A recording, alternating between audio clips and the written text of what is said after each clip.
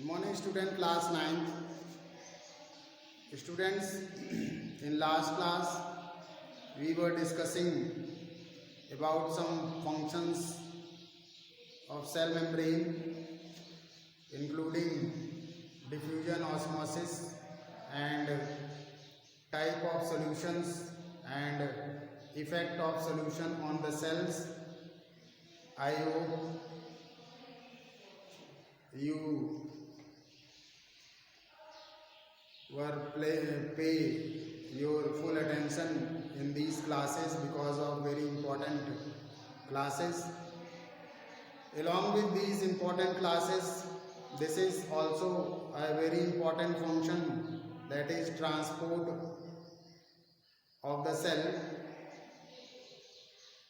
Students, in last classes we were discussing diffusion, osmosis, and in this class, students, actually the function of cell membrane, if you see function of cell membrane,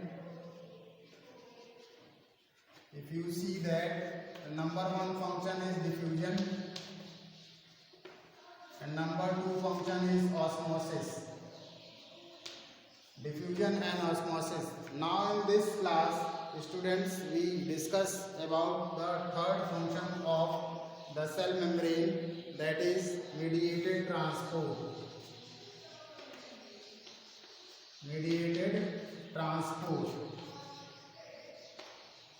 which is a type of transport of material.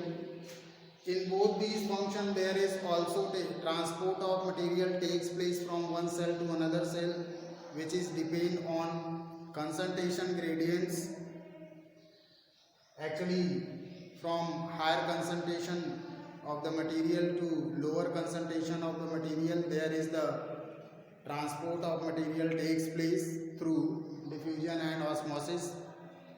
Now in this function mediated transport, students, there is the special type of transport in which any mediator is involved. Whenever any barrier or any mediator which are involved in the transport for facilitating the transport, then such type of transport is called mediated transport. Students, mediated transport in mediated transport, the mediators which may be involved are proteins or fats or ions. These are actually constituents which are also present in the composition of cell membrane, thus involved in the mediated transport. The material, that is protein or fat or ions which are present in the composition of cell membrane, is actually binding the surface of the nutrient molecule which are wanted to enter inside the cell or wanted to go outside the cell. These structures are binding to the surface of molecules and facilitate their entry either inside or outside the cell. Then such type of transport of material from cell to cell is actually called mediated transport. Now the type of mediated transport is actually two types. Number one, facilitating transport.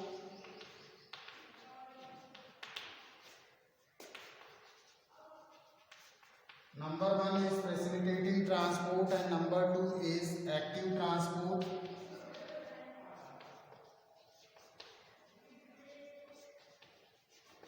Facilitating transport and active transport. What is facilitating transport?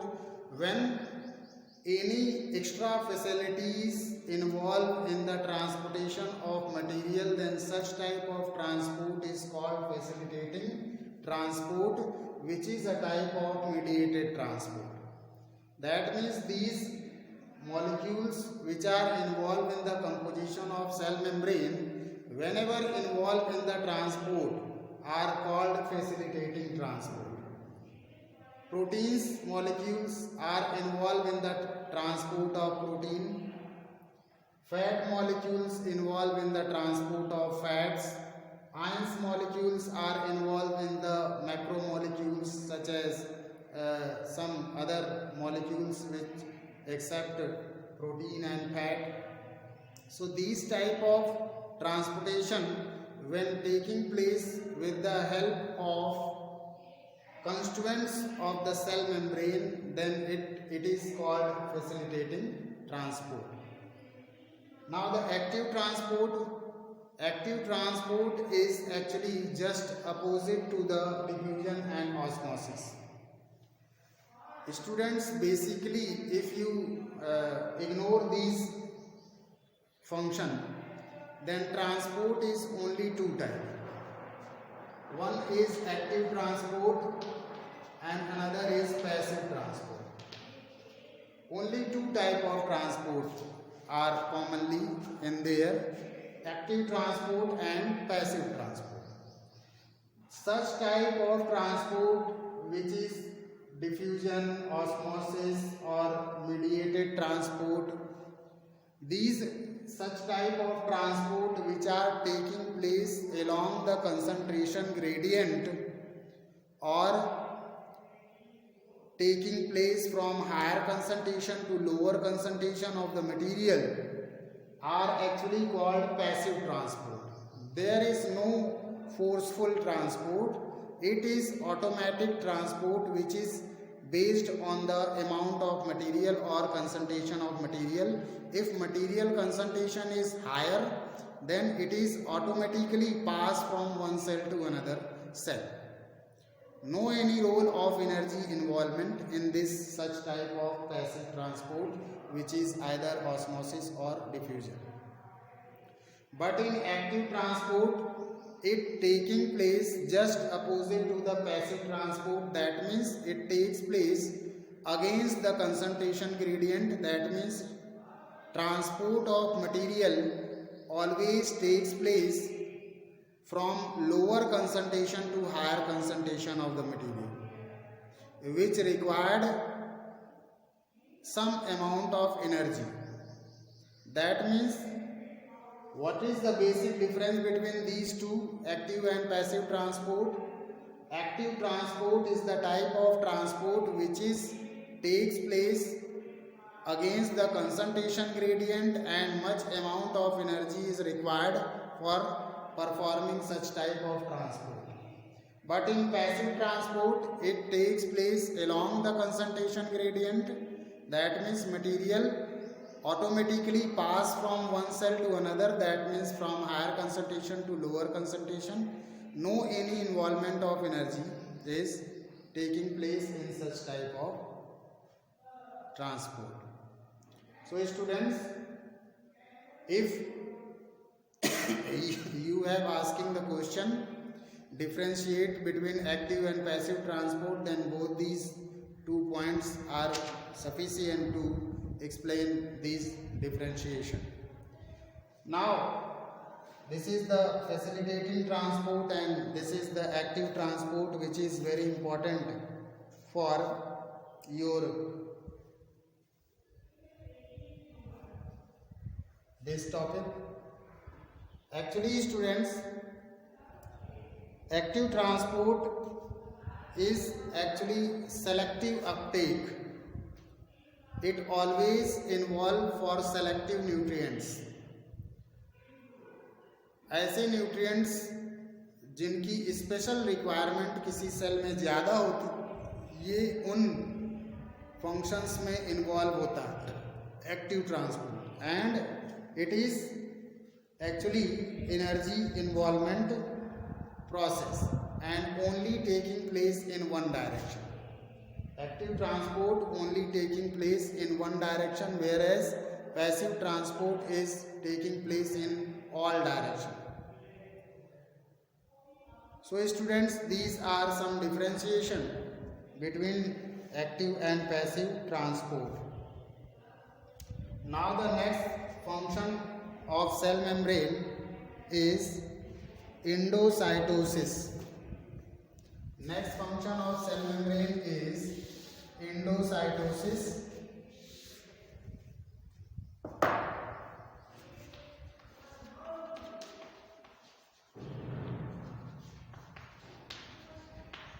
What is endocytosis? Endocytosis is the ingestion of material by cell. Ingestion of material. Ingestions of materials by cell is called endocytosis.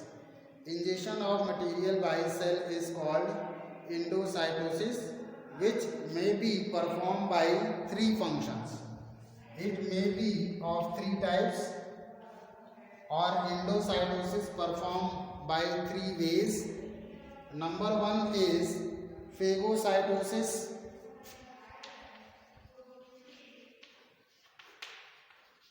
Number one is phagocytosis, which is commonly called cell eating. Cell eating. And number two is podocytosis, which is called cell drinking.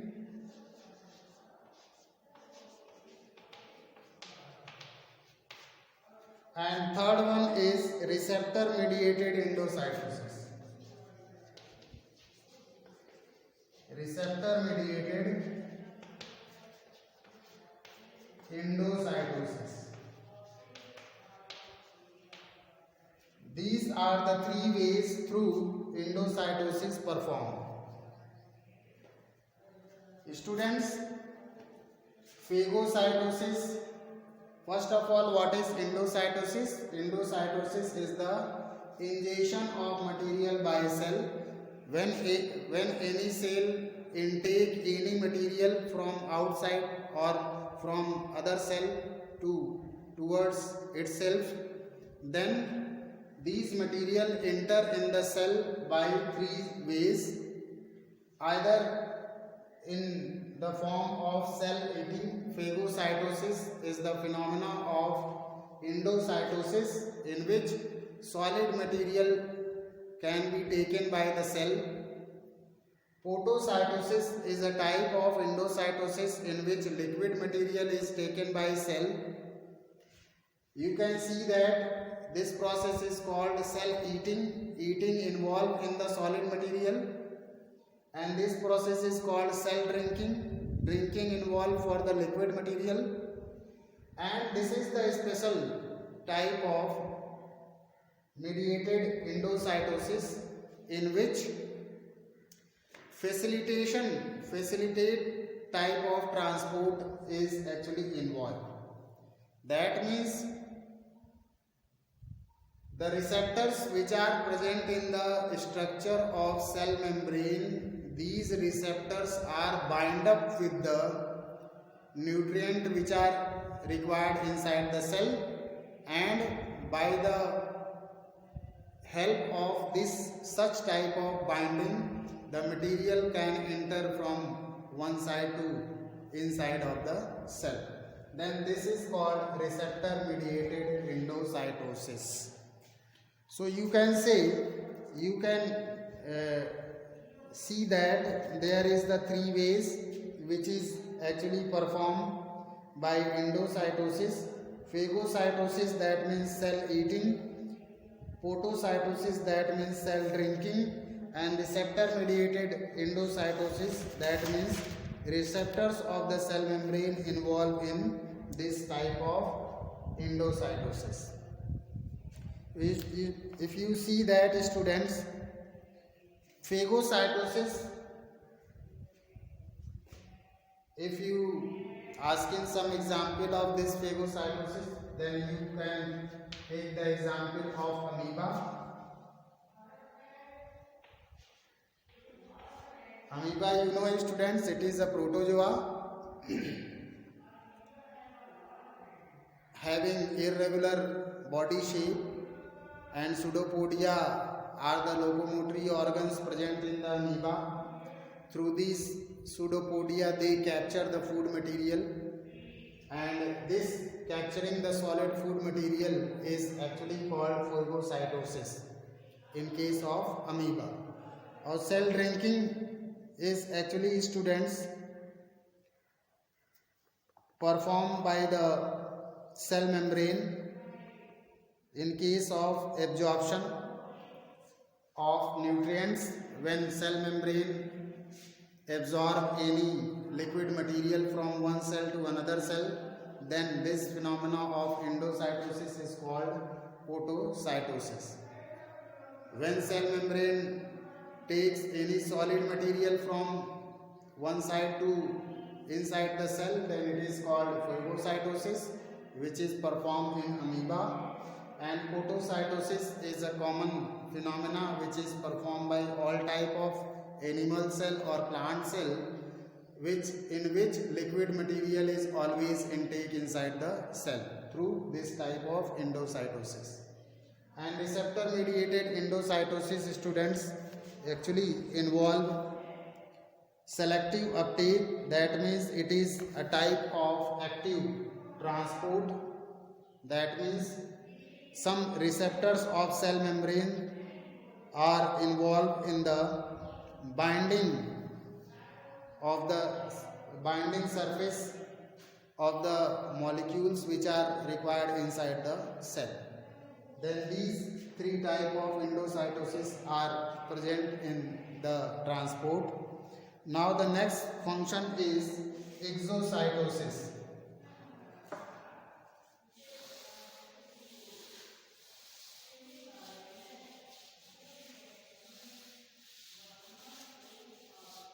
The next one is exocytosis.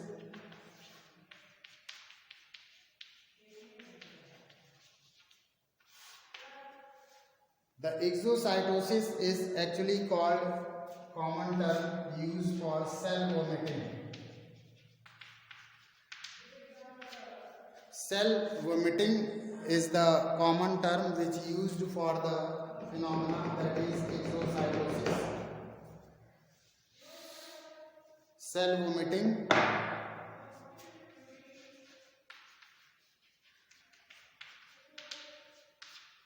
used for the term exocytosis. Vomiting, you are already known about what is vomiting.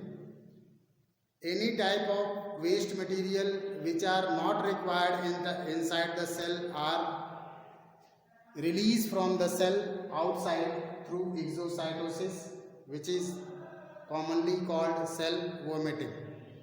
So students, all type of undigested food material which are not required in the cell are actually released outside the cell through this phenomena which is called exocytosis. Ex means outside and it is the phenomena of release. So exocytosis and endocytosis you are well known. So students, in this class we are completing the cell membrane topic and their functions. Now again revise their function. What are their functions? Number one function of cell membrane is diffusion. Number two function of cell membrane is osmosis. Diffusion and osmosis are the same phenomena, but only differentiation is what it is applied in case of solid and gases, and this apply in case of only liquid or solvent material. And third function which is discussed in this class, that is mediated transport, in which there is active transport and passive transport also discussed. And fourth function is endocytosis, which is earliest discussed in this class, and exocytosis is the last point which is earliest discussed. So students, we are completing the topic cell membrane and their function. Now in next class we meet again with the next important topic of this chapter, that is cell wall and some important function of nucleus. Okay students, so meet again in next class.